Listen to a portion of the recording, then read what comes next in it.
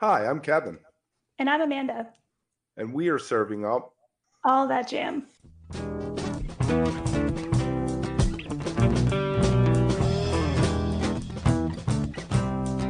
All That Jam, Quick Hit. Disco on the live experience.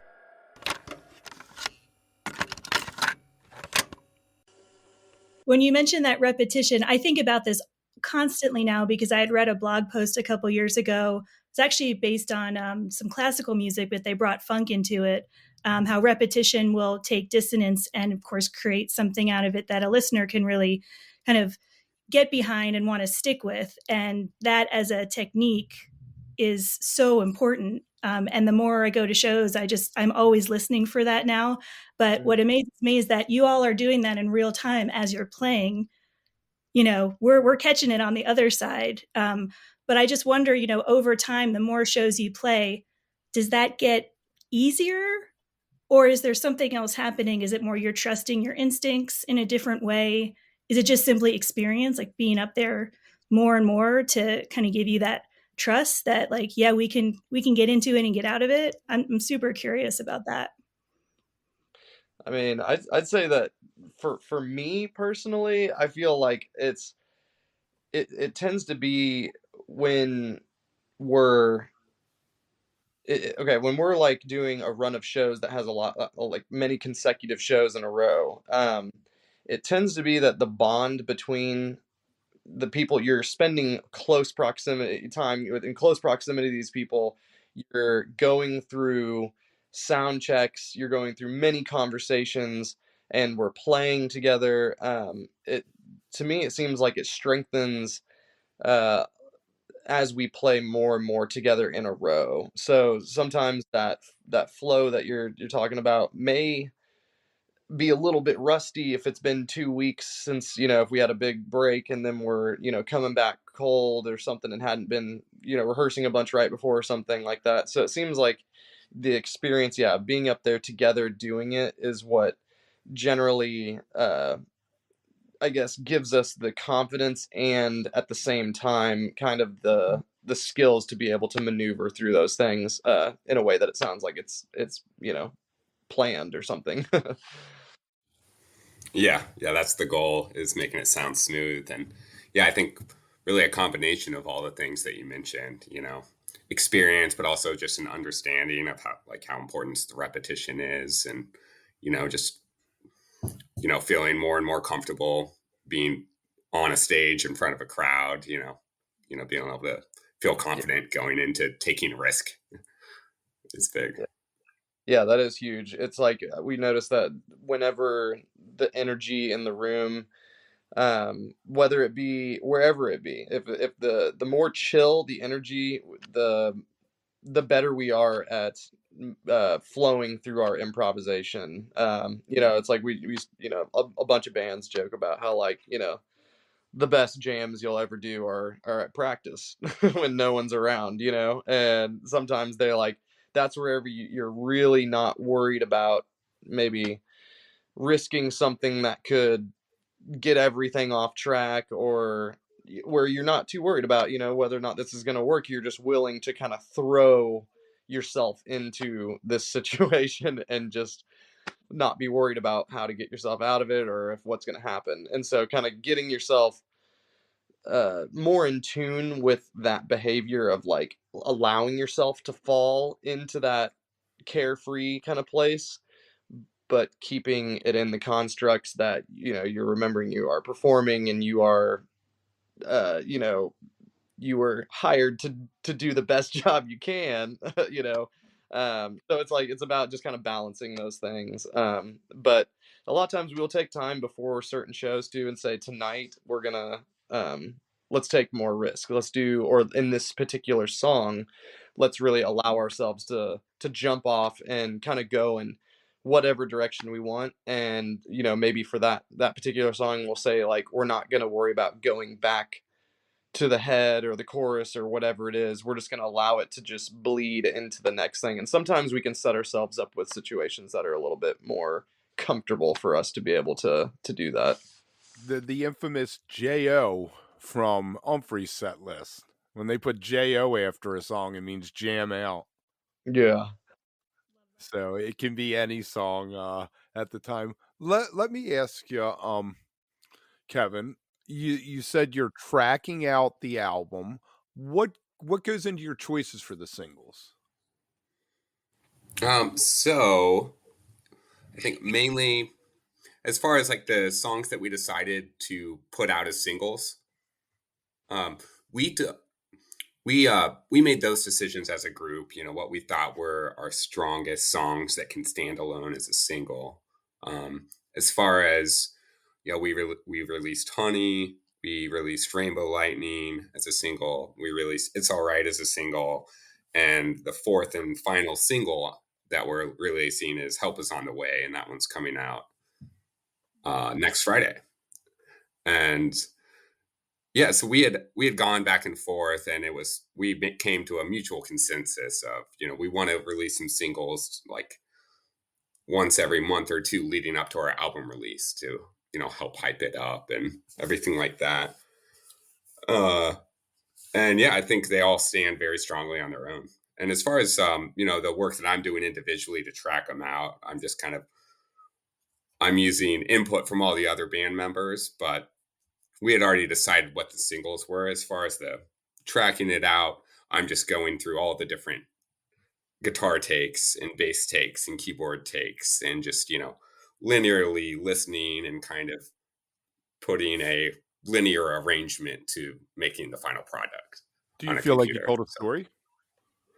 Repeat that, sorry. Do you feel like you told a story with the tracks listing, the sequence? Yeah, so it's definitely, and it's all, I'm just kind of like the master with the control of what all the individual musicians put on the plate, so, and I'll send out, different versions of guitar solos or key solo parts and say, here's the solo that I think we roll with. What do you guys think? So I'm still seeking input from everyone in the band, but most of it was done on my computer. But Jake Evitt also uses Ableton, and he was helping with some arrangement stuff as well. Right. I wish we had B-side still. B-side was always the best song. Yeah, I'll chime in one other thing too. As far as like picking these singles too, I think it kind of was somewhat of a coincidence that both of these things are true. But when we were looking at which ones to kind of put in this spotlight, we were also considering giving the listeners somewhat of like a spread of our writing. In a sense that like Honey was kind of like a project that I thought was really strong and I felt really good about when we put it together. And then you have Rainbow Lightning, which was Jake's like first big song that he wrote with Dizgo. And he felt like that was one of the stronger things that we had prepared to put on this album. And then Help Is on the Way is a song that Kevin wrote and has felt very confident about what he feels about that song and giving it to the world. And so it was nice to kind of have just a song from each person, and you kind of get this like diverse spread of the writing of that comes from the group as a whole. So I thought that was a really good thing too, because it gives us also a chance to, when it gets put into that single spotlight, to kind of tell a little bit of the backing story and give some information and some thoughts from the person who created the idea. Sure. And I guess somewhat related, I know you all have been putting up a ton of soundboards on Nugs and Bandcamp as well. You've got probably most of your fall tour up there. Can you just share a little bit about, Kevin, it seems like from what I know, are you handling most of that? Are you kind of the source for uploading those? Yeah. I've been doing it for a while, and I've put a lot of hours into getting better at it, and trying to get quick at it is kind of the name of the game there. We play a good show where like it's always just the clock starts ticking. We want to get it out for our fans to be able to find online and listen to, like, while it's relevant, while they're still excited about it. But yeah, so we put up we made a goal to put up every show. Sometimes we'll run into like technical recording hiccups that make it not possible to do that. But for the most part, we've definitely put up the vast majority of the shows onto Nugs and Bandcamp, and that'll also play. It comes into our set list writing too. Is we want all of our sets to be different for the listener. I think that's something so special about the jam band scene is, and going out to see live music, because you don't know what to expect. You're going to expect something special at the show that you go to that's different than the set the band played the night before in a different city. Are you saying we pay attention? It's so funny when we have this conversation. Yeah. I think about spreadsheets and whatnot, and I mean, it's so appreciated, because it is something that's noticeable when that thought, that energy is behind what you're playing. Yeah, definitely. And then, I've gotten to the point where I can turn around a soundboard, or I guess technically a multi-track recording. We record them to a hard drive with an X32 rack, every live set that we play. And then I gotten to the point where I can, depending on certain technical things, I can get a set turned around in about like 1 to 2 hours. And then uploading can take, an additional hour to 2 hours, because you have to mix it, then you master it, then you export it, then you upload it. So it's kind of a 4-step thing. Yeah, definitely that helps. Like figuring out to like kind of divvy up the the tasks at hand, and having this many shows in a row, and getting not only audio that Kevin is handling, but now we're getting a lot of video from a lot of these sets too. Which is a whole nother beast in its own. And Jake has taken more of that onto his plate. And so we kind of, with this, big pile of content that is, mounding up after every run that we do, we've had to become more efficient at figuring out how to distribute those tasks out to everybody, and figure out who has the strengths where, and who wants to do what, and who enjoys doing what. And so this last 6 months, and really that fall tour, the Rainbow Lightning tour, I think we have probably dialed in our kind of flow much better than we ever had before. And I think we're going to continue to just get better at it, and that'll give us more satisfaction out of it too, and feel more rewarded that we are figuring out how to accomplish these things in not only a timely manner, but doing a fairly good job at what we're doing. So that's something that's on our radar now for, like, how do we move forward, continuously improving this ever-ending project that is gonna be at our hands every time we go out to play shows. It's not just driving there and playing and doing all that. It's like it's a whole project after we get done too. You got to feed the monster. Exactly. Yeah, that's right. So do you find a disconnect with what you were thinking, feeling on stage while a performance is going on, and then listening back and uploading it? Or you're real quick with it, so I guess you don't have a lot of space between when you play and listen? Yeah, I think, sometimes quicker than others. But usually I'd say as far as like a disconnect, if anything, we get done playing a show and it happened really fast, and there's just so much going on during a live set that you just kind of question, like, what just happened? Was that good? Was that bad? I can't really tell.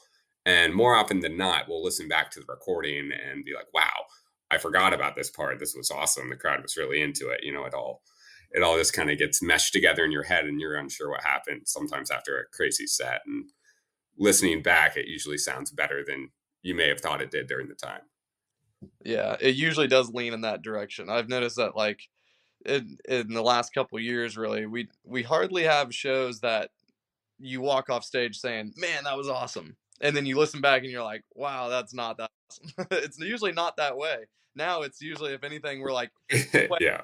question whether or not it was good, or because sometimes the mix that you have in your ears, or the sound of the room, sometimes it can throw you off. Or if something's really stressful leading up to it, you may be in a different headspace, but when we listen back, you kind of you remember that it's an entire unit of people working together, and we feed off each other's energy, and we're there to support each other, and that's why it ends up usually sounding better than what we believe. Stressful, like your truck breaking down. Yeah, Right. that's started. If you are enjoying All That Jam, please like and subscribe to our social media channels at All That Jam Pod on Twitter, Instagram, and Facebook, or visit our website, allthatjampod.com. Make sure to sign up for our email list and tune in every week for new episodes. Also, look for full interviews on our YouTube channel. And remember, stay beautiful, but don't stay underground too long.